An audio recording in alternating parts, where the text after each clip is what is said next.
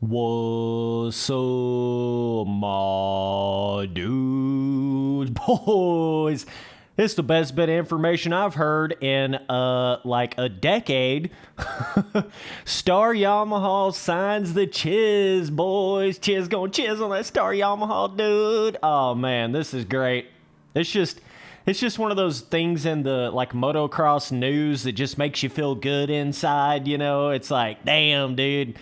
Kyle Chisholm been in the pro motocross, supercross ranks for like 69 years at this point, and finally he's going to get a chance to ride on Star Yamaha, bro. That is just so badass in every way. Like, Star Yamaha is so awesome for this because typically, if you don't really know, this basically never happens. Where you get some of these older dudes that's never really been on a full-blown factory team.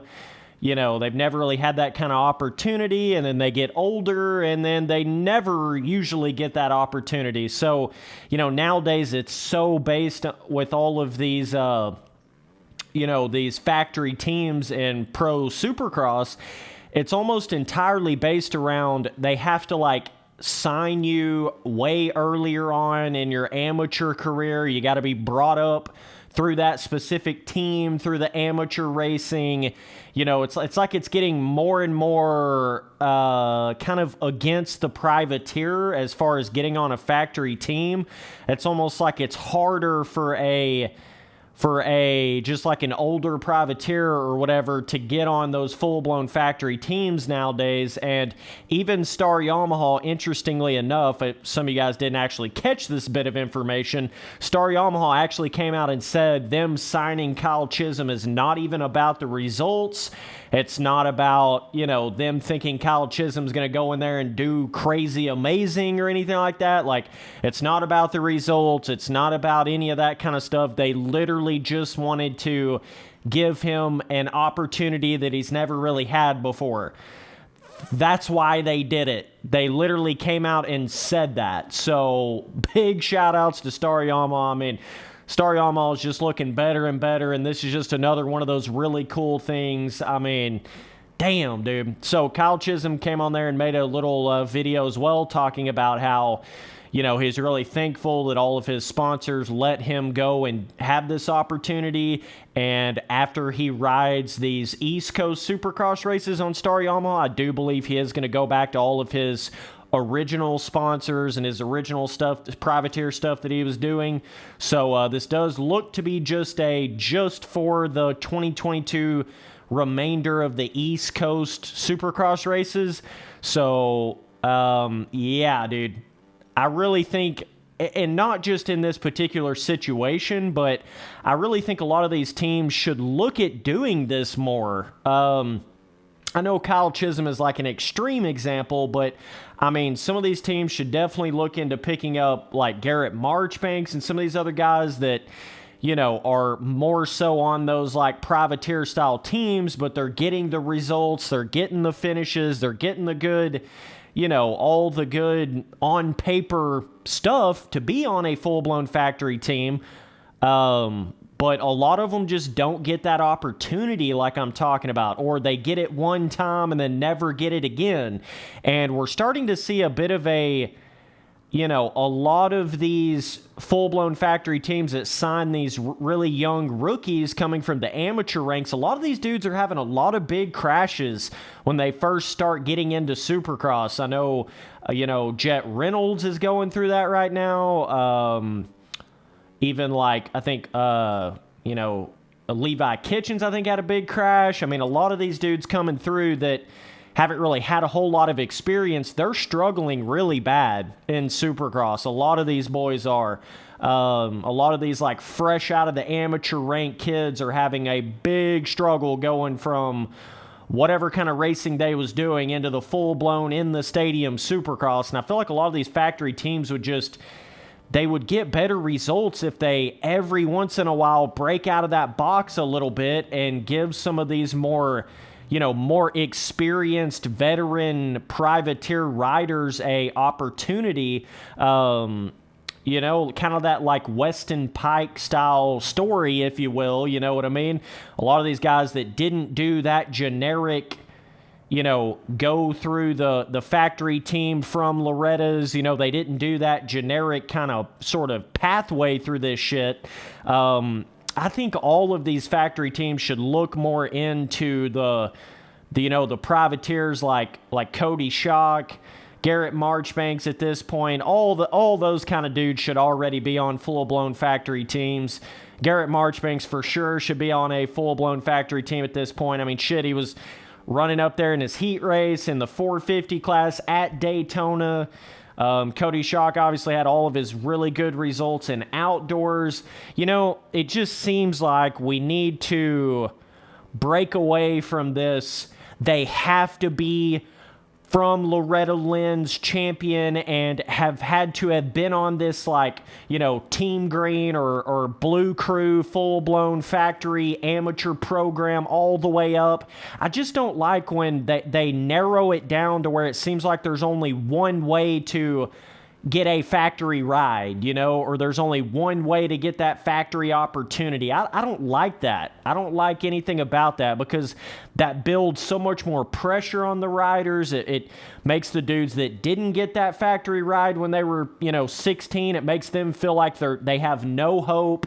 They're never going to get a ride. They're never going to get a chance. They're never going to get an opportunity. So that's why you got to really pay mad respects to Star Yamaha for giving Kyle Chisholm this chance after all this time. It really gives, I feel like, a lot of hope to the privateer riders that one day they may still get that factory opportunity if they keep putting in that work like Weston Pike did back in the day. I say back in the day, that really wasn't that long ago, but time's flying, bro. But yeah, I just wanted to come in here and make a video on this and say I love everything about this.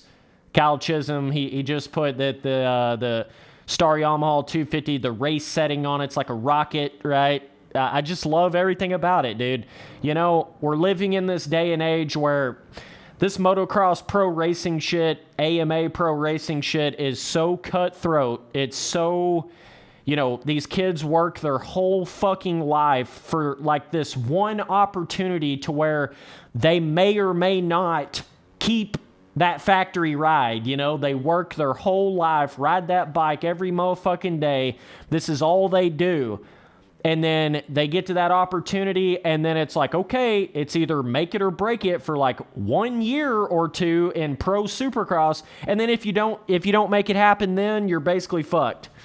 And then they just send you on your way, you know. And then it's so hard if you ever get out of that like factory loop, that like factory, you know, team loop. If you ever get basically kicked out of that, it is so hard to get back into that, you know. It's so hard to get into that factory, you know, sort of team situation to begin with, but it's really hard to, once you kind of get kicked off of that and you go back to a privateer team, it's so hard to come back to that. I mean, shit, we had Justin Barcia on a fucking privateer bike just a few years back, and dude was a two-time 250 Supercross champion. If that don't go to show you how cutthroat this shit is, and had 450 Supercross wins, and he was on a privateer bike just a few years back. So, and I honestly feel like if Husqvarna and, you know, they went to Husqvarna and then went to the Gas. I honestly feel like if those two factory teams didn't exist, Dean Wilson wouldn't be on a factory team.